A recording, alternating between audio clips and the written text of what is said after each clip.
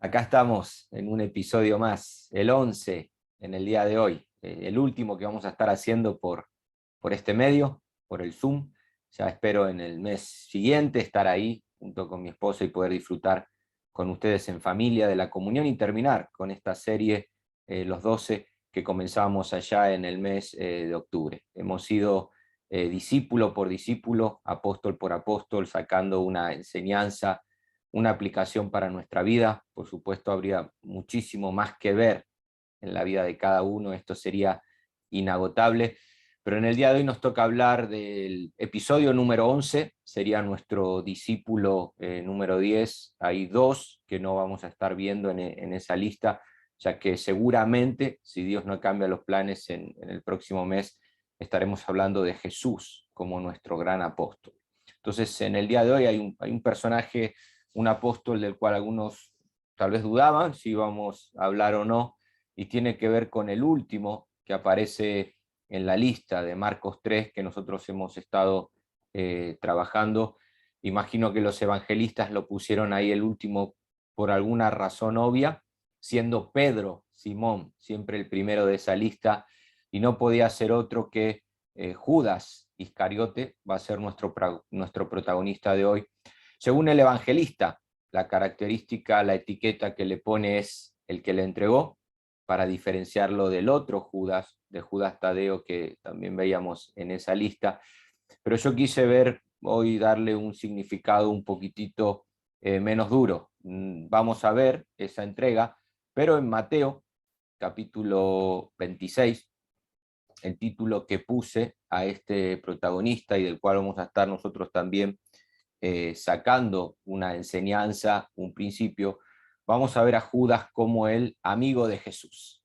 Esa es la etiqueta que yo quiero darle en el día de hoy, y si me quieren acompañar a Mateo, capítulo 26, versículo 47, quiero leer y luego poder trabajar con otro texto también de los evangelios. Y dice así el verso 47 de Mateo 26: mientras todavía hablaba, vino Judas, que su nombre significa alabanza de Dios, pero obvio, nadie le pone Judas a su hijo.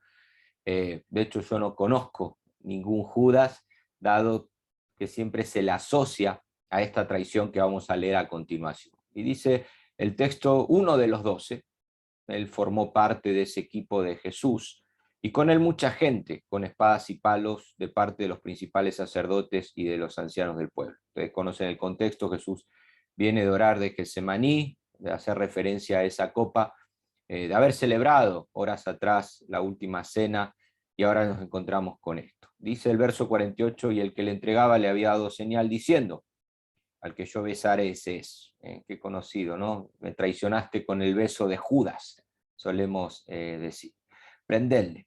Y enseguida, dice el verso 49, se acercó a Jesús y dijo: salve, maestro. Era una salutación afectuosa, cariñosa en Medio Oriente, y le besó. Y dicen los historiadores que no fue un beso, sino que ese salve iba acompañado de varios besos.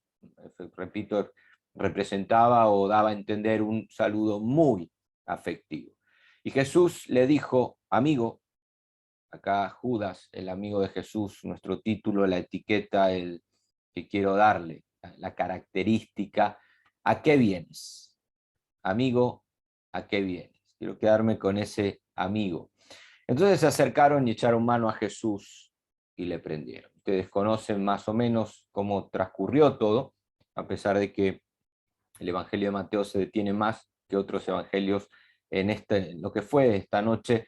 Al unir una vez más los sinópticos, podemos ver no solo cómo terminó Judas, sino también cómo transcurrió la vida de los discípulos después de Judas, eligiendo a Matías según el libro de los Hechos y demás. Ahora, ¿qué es lo que yo quiero hablar hoy? Repito, podríamos sacar mucho acerca de cada discípulo que hemos estado viendo, pero el principio en el que quiero caminar hoy es el siguiente: es que lo mucho o lo poco, lo lejos o lo más cercano que alcances en tus proyectos, ya sea familiar, ministerial, laboral, dependerá en gran medida de cómo nos relacionemos con otros.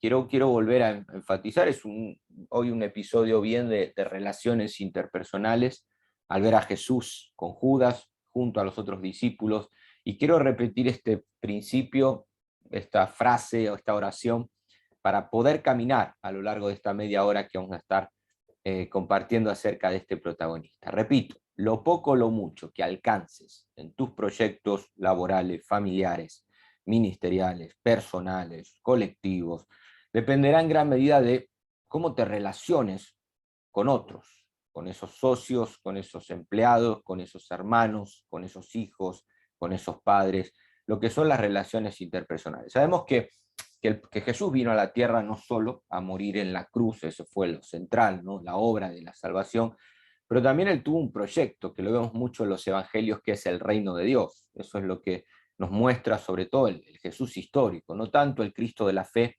sino el Jesús histórico, que enfatizaba mucho en eso, lo que era el reino de Dios. Él no solo se limitó a revelar lo que era ese reino, sino a mostrarnos que se había acercado. Y también a anunciarlo. Lo vemos a lo largo de los evangelios haciendo referencia a ese reino con parábolas, con señales, con enseñanzas. Por eso a veces tenemos la idea que Jesús vino a fundar una iglesia y no es así. Tampoco Jesús vino a fundar una religión como el cristianismo, tal y como vemos después. Él vino a anunciar y a fundar lo que es, a mostrarnos que ese reino de Dios se había acercado, y fue la iglesia, las comunidades que se abrieron después, que surgieron, las que se encargaron de darlo a conocer hasta lo último de la tierra. Digamos que la iglesia fue el medio, el vehículo que Jesús usó para poder seguir adelante con ese proyecto que él tenía en mente. Hay una parte en los evangelios que dice que el reino de los cielos, otras versiones dicen el reino de Dios, como Jesús hacía referencia, se parece a un grano de mostaza que uno siembra en su huerta. Aunque es la más pequeña de las semillas, sabemos que ese proyecto comenzó con 12, cuando crece es más alta que las hortalizas. Se hace un árbol, un arbusto más alto que las hortalizas, y vienen los pájaros y demás. Es decir, algo pequeño que comenzó con 12 ahí en Jerusalén, se extendió, como nos enseña la Gran Comisión, Judea, Samaria, y ya al final prácticamente de la Biblia lo vemos hasta lo último de la tierra, el Evangelio llegando. Ese proyecto de Jesús se llevó a cabo, y de ahí que Jesús contó con 12. Algunos dicen que fueron más de 12, y los evangelistas solamente nos dan el nombre de un grupo de 12, porque el 12 tenía un significado simbólico, las 12 tribus de Israel, el pueblo de Dios. Ahora ese mismo pueblo viene a ser ahora lo que nosotros conocemos la iglesia, la comunidad del nuevo pacto, y en todo trabajo, en todo equipo sabemos que hay fricciones, diferentes opiniones, malos entendidos, engaños, traiciones, como vamos a ver en el día de hoy, porque no trabajamos con máquinas, sino con personas. A mí a veces me gustaría programar a la gente y que la gente haga lo que yo considero que es lo correcto, lo perfecto, lo absoluto, pero no es así. Y lo vemos también en la vida de Jesús. Él tuvo sus íntimos, pero uno de sus tres íntimos, ¿se acuerdan que estuvimos viendo a Pedro, a Jacobo, a Juan? Pero uno de sus tres íntimos lo negó en el patio de Caifás, antes de que cante el gallo. Otros, estuvimos viendo, querían posición, tal y como hemos visto episodios atrás, uno sentarse a la derecha, otro a la izquierda en su reino. Hemos visto cómo otros de ellos necesitaron pruebas indubitables, quiero tocar tu costado, tu mano.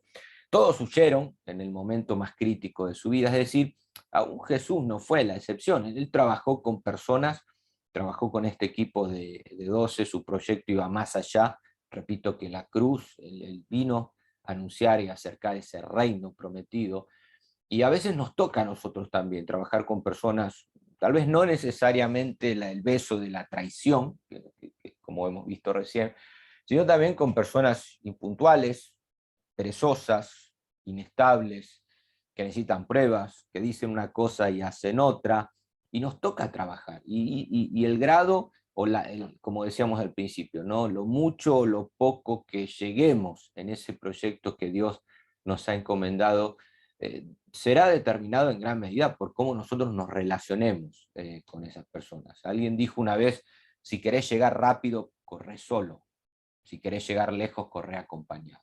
Y creo que la Biblia es clara en esa, siempre nos muestra una comunidad colectiva, un pueblo de Dios trabajando desde Abraham, ¿no? Como para llevar a cabo ese proyecto que, repito, no es otra cosa que que el reino de Dios, el reino de los cielos, mejores son dos que uno, la importancia de trabajar en sociedades.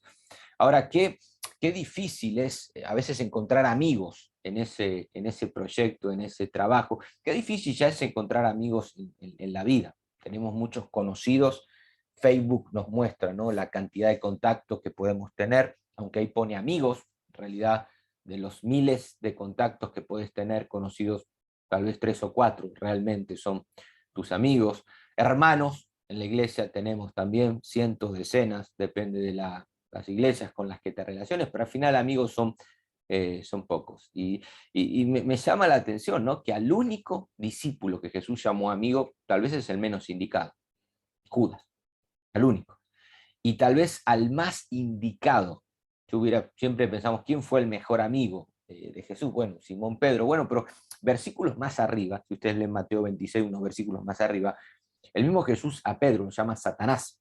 ¿Se acuerdan? Apártate de mí, Satanás, cuando Pedro dio a entender que él llegaría hasta el final con Jesús, impediría su muerte y demás. Pero el menos indicado es Judas. Judas fue el que nunca lo llamó Señor, siempre se dirigió a él como maestro, como rabí. Eso habla mucho de lo que Jesús representaba para él. Judas es el tesorero que sustraía de la bolsa. El hipócrita, que cuando aquella mujer en ese acto de adoración derramó perfume, dijo, ¿para qué se hizo? Pensando en lo que él podría haber sacado esa misma tarde, esa misma noche.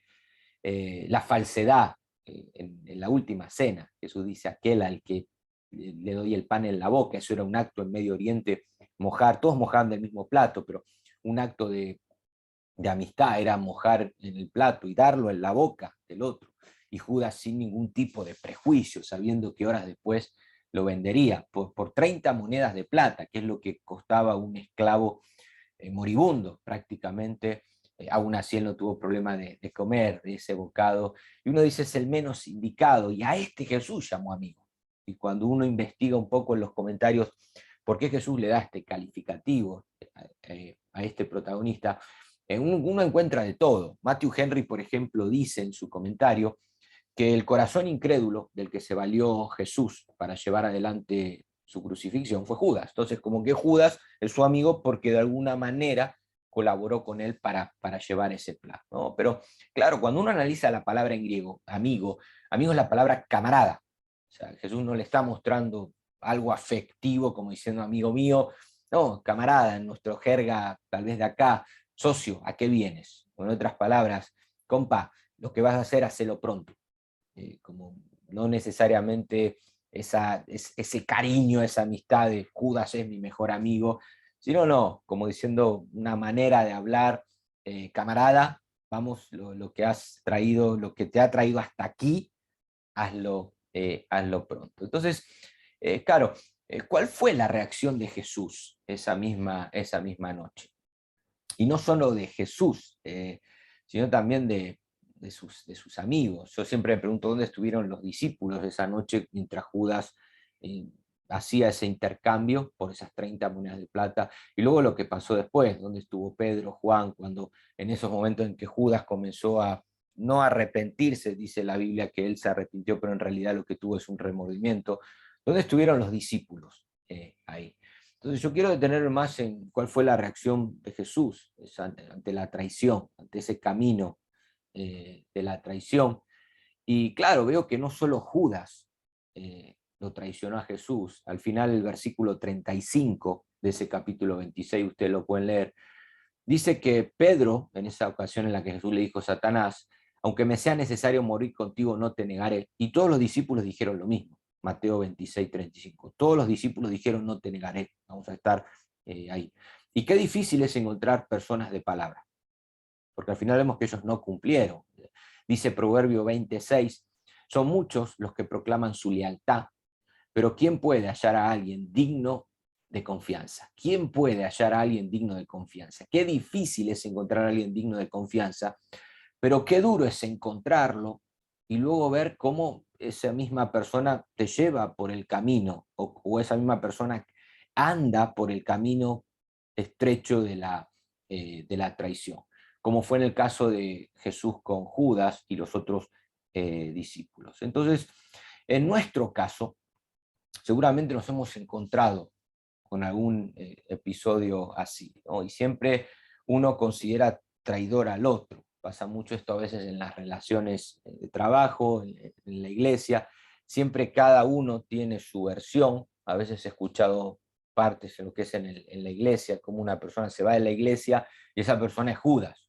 Y el liderazgo dice, nosotros le dimos la oportunidad de desarrollarse en su ministerio, le dimos nuestra confianza, hasta en algún momento lo hemos apoyado económicamente y resulta que nos traicionó de esa manera. Y luego uno escucha la otra versión de la persona que se fue a la iglesia y la persona dice, no, es al revés, yo lo di todo, di mi tiempo, mis mejores años, era el primero en llegar, el último en irme, y resulta que al final terminaron hablando mal de mí por una decisión que tomé, tal vez ir a tomar otro rumbo, otra dirección. Y yo en esta charla, en este episodio, sin darle la razón a uno o a otro, no quiero darle ni en este tema, ¿no? De cuando una persona sale de la iglesia o en un trabajo cuando ciertas sociedades terminan en enemistades, quiero que veamos el camino más excelente que nos dejó Jesús. Muy rápido, ese camino del que Pablo habla luego en 1 Corintios 13, no el camino de la traición, no quiero detenerme mucho ahí, aunque lo vamos a ver, sino ese camino más excelente, para poder nosotros, ya sea que estemos en el lugar de Jesús, ser traicionado por alguien, o en el lugar de Judas, haber traicionado a alguien, ver qué es lo que este episodio nos enseña. Entonces, Jesús nos enseña a caminar por ese camino más excelente, y quiero mostrarles en Juan capítulo 18, vamos a compartir pantalla, Juan capítulo 18, vamos a leer creo que es el versículo 19 en adelante, cómo Jesús nos enseña a transitar por ese camino más alto, más excelente, para que nuestras relaciones interpersonales podamos, hasta en lo que de nosotros dependa, poder contribuir a ese avance, ya sea del reino de Dios, de un proyecto, poder llevarnos bien para llegar lejos, como decíamos en la introducción. Entonces, en Juan capítulo 18, vamos a leer el verso 19, ya una vez que sucedió esto, que Judas lo vendió y demás, dice el verso 19 que el sumo sacerdote, Anás, preguntó a Jesús acerca de sus discípulos y de su doctrina. Presten atención a esto, ya una vez que se produjo eso de la traición y demás, el sumo sacerdote le pregunta a Jesús en ese patio de Caifás. Juan no nos da muchos detalles, si ustedes quieren más detalles pueden ir a los sinópticos, pero o sea, ¿dónde están tus discípulos y qué acerca de tu doctrina? Algunos dicen que Anás le pregunta a Jesús por los discípulos para mofarse de él, como diciéndole, bueno, ¿y ahora dónde están tus discípulos? ¿Qué pasa? ¿No? Estás solito acá. Otros dicen que no, que Anás creía y temía una revuelta. Habían días atrás ese famoso Sana, aceptado a Jesús como el rey. Sabemos que en el año 66 después de Cristo hubo una revuelta judía también. Roma siempre veía a los judíos como una amenaza de sublevación y demás. Algunos consideran que Anás le pregunta, no, tus discípulos dónde están, a ver si están tramando algo. Luego le pregunta por su doctrina, obvio.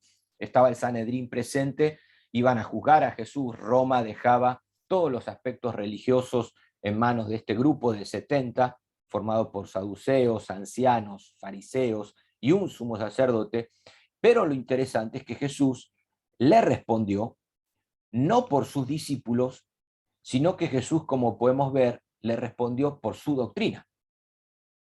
Es decir, Jesús dice, si querés conocer mi doctrina, yo hablé abiertamente, anda a cualquier sinagoga, anda a cualquier playa, anda a cualquier región, anda a cualquier barrio, yo hablé siempre abiertamente de la doctrina que enseñé.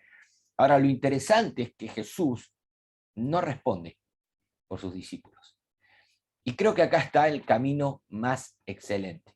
Porque si Jesús tendría que responder sinceramente por sus discípulos, él lo que tendría que decir es, mirá, mis discípulos tuvieron miedo, en Getsemaní huyeron, uno me traicionó por 30 monedas de plata, otro me está por negar ahora, antes de que cante el gallo, todos han sido cobardes, han sido hipócritas en cierta manera. Mis discípulos, las personas con las que yo estuve 3 años y les mostré por activa, por pasiva, señal por señal, que yo soy el Hijo de Dios, que yo vine a acercar un reino, que ellos son parte de ese reino, pero en el día de la verdad ellos no están. Y Jesús tendría que haber abierto su corazón y responder de esa manera, pero él no responde, porque capítulos atrás de Juan 18, nosotros vemos capítulo 15, como él les había dado el gran mandamiento, que era que os améis unos a otros como yo os he amado. Nadie tiene mayor amor que este, que uno ponga su vida por sus amigos. Jesús no responde por sus discípulos, no responde por Judas, porque él está mostrando ahora ese camino más excelente, el camino del amor, como dice Proverbios 10:22, el amor cubre multitud de faltas.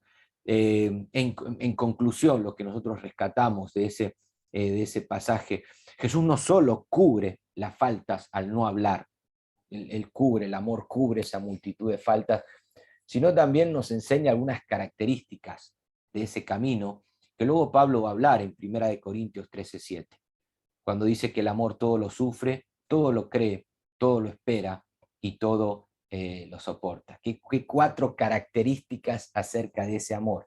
Jesús en el patio de Caifás, ante esa interrogación, nos está mostrando eso, que el amor todo lo sufre, que el amor todo lo cree, que el amor todo lo espera y todo lo soporta. Y cuando uno analiza esas características, el amor todo lo sufre.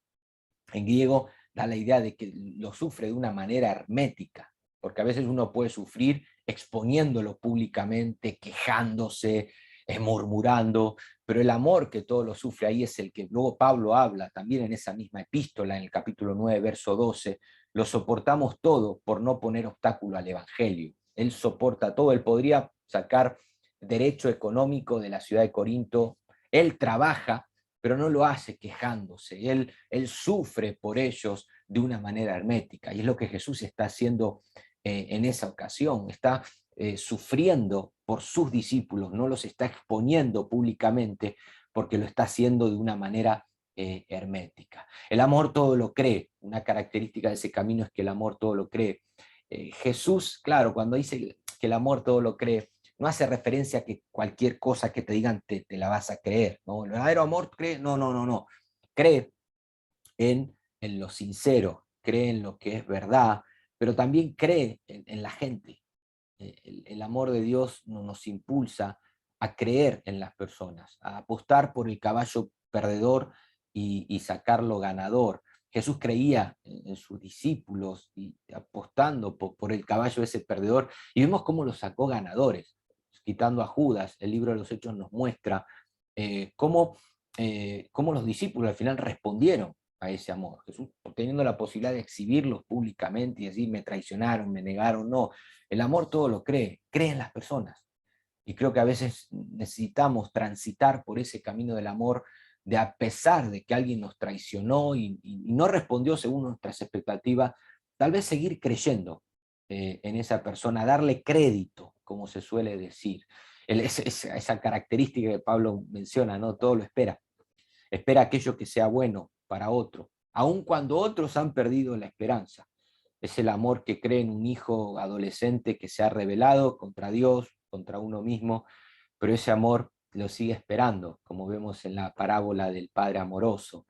Como dijo alguien, el amor te ayuda a prepararte para lo peor, pero esperar lo mejor. Y lo vemos también en la vida de Jesús con los discípulos, cómo fue Él el que los esperó en aquella playa después de haber resucitado y cuando ellos ya habían perdido todo tipo de esperanza. La característica de ese amor que Pablo nos habla y que Jesús está mostrando en el patio de Caifás es que el amor todo lo soporta. Aquella noche Jesús soportó muchas cosas, no solo la traición de Judas, sino todo lo que hicimos referencia, sumado a todo lo que él tuvo que padecer por parte del pueblo religioso. Y Pedro, cuando escribe su epístola a una iglesia que está siendo perseguida, el capítulo 1, verso 22, dice que para esto fuimos llamados, porque también Cristo padeció por nosotros, dejándonos ejemplo para que sigamos sus pisadas. El amor todo lo soporta. Entonces, ¿cuál es la aplicación que quiero dejarte? Una vez que vemos que Jesús, en lugar de exponerlos públicamente, de hablar mal y de desahogarse en aquel patio, él guarda silencio, responde por su doctrina, pero no por ellos. La aplicación que yo dejo acá es doble, quiero llevarla en dos sentidos. Lo que Dios espera de cada uno de nosotros en las relaciones interpersonales, que manifestemos ese tipo de amor. Sé que es difícil, sé que es complicado y te lo puedo hablar en primera persona. Qué difícil es volver a confiar en alguien que habló mal, que te traicionó, que al final no era lo que uno esperaba. Jesús como que me enseña aquí a que ese amor debe impulsarme a cubrir multitud de faltas. Un amor que nos enseña a sufrir, a creer, a esperar, a soportar. Alguien me dijo una vez, Raúl, siempre de cada 12 habrá un Judas. Entonces tenés que contar 11 y el siguiente siempre va a haber un Judas. Y de lo personal yo lo que más valoro de las personas es la palabra. A mí puede fallarme en muchas cosas, pero me fallas en la palabra y qué difícil es volver a darte crédito.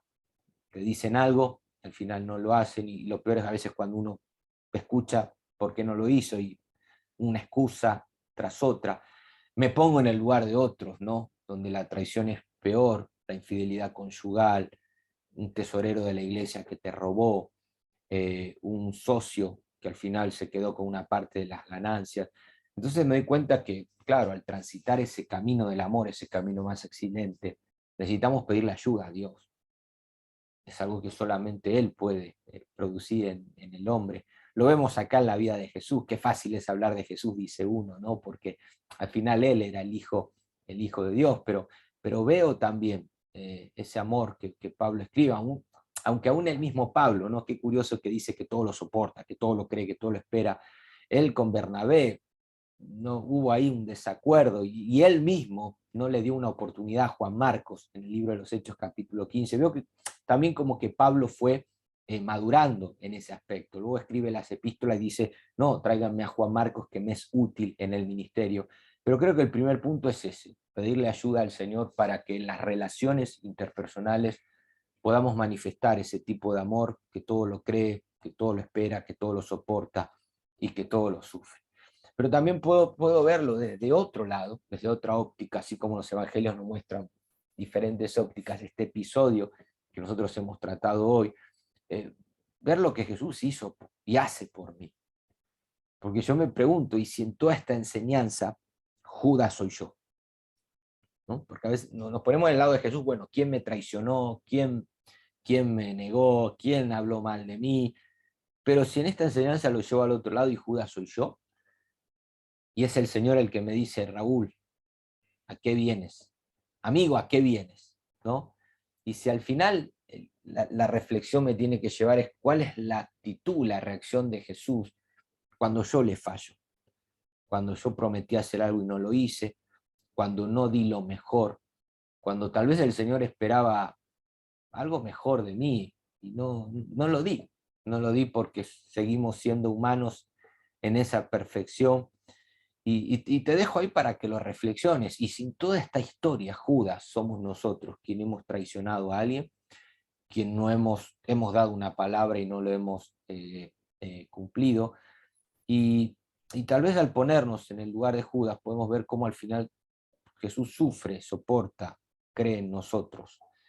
Y nos tiene que llevar a no ser tan duros a veces con nosotros mismos. Ver en la persona de Jesús ese Señor que nos encomendó un proyecto que trabaja con nosotros, siendo el reino de Dios el camino que Él vino, el misterio que Él vino a revelar, siendo nosotros parte.